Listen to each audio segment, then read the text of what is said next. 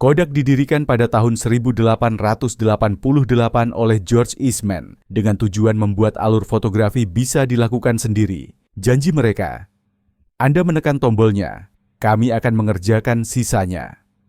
Pada tahun 1980-an, Kodak menguasai 80% pasar Amerika. Hal itu tidak dapat dihentikan.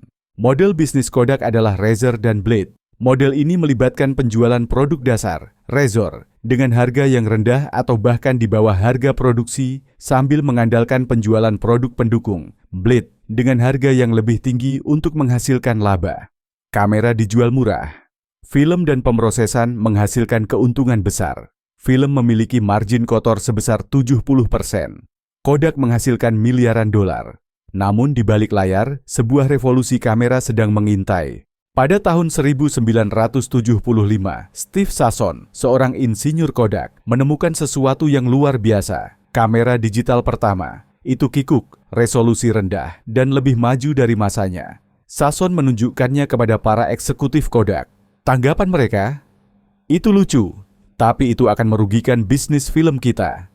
Film memiliki margin kotor sebesar 70%. Kodak menghasilkan miliaran dolar. Namun di balik layar, sebuah revolusi kamera sedang mengintai. Kodak mengesampingkan penemuan tersebut. Mereka tidak bisa melepaskan film yang menyumbang sebagian besar keuntungan mereka. Sementara itu, pesaing seperti Sony dan Canon sedang menjajaki masa depan yang dikubur atau dilupakan oleh Kodak. Awal benih kehancuran mereka telah mulai. Pada tahun 1990-an, dunia berubah dengan cepat.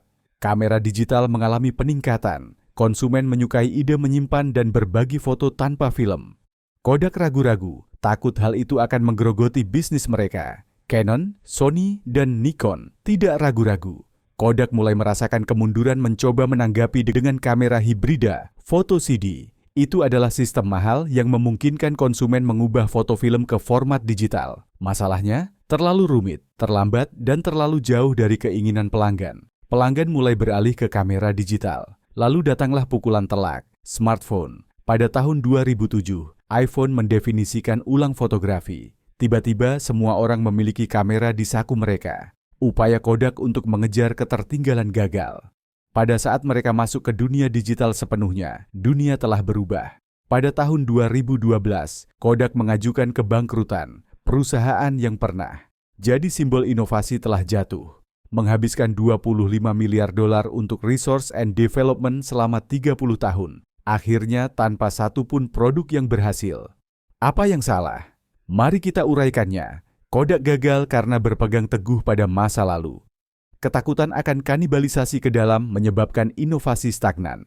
Budaya perusahaan yang takut dan hati-hati terhadap perubahan membungkam para inovator dari dalam perusahaan sendiri.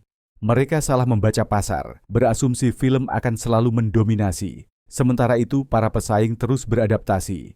Canon dan Sony menggandakan modalnya untuk pengembangan digital. Fuji melakukan diversifikasi bisnis pencitraan medis dan kosmetik. Bagaimana dengan Kodak? Mereka menggandakan taruhan pada film, bertaruh pada pasar yang dalam sekejap mata menghilang di depan mata mereka. Kisah Kodak bukan hanya tentang bisnis, ini tentang pola pikir atau mindset.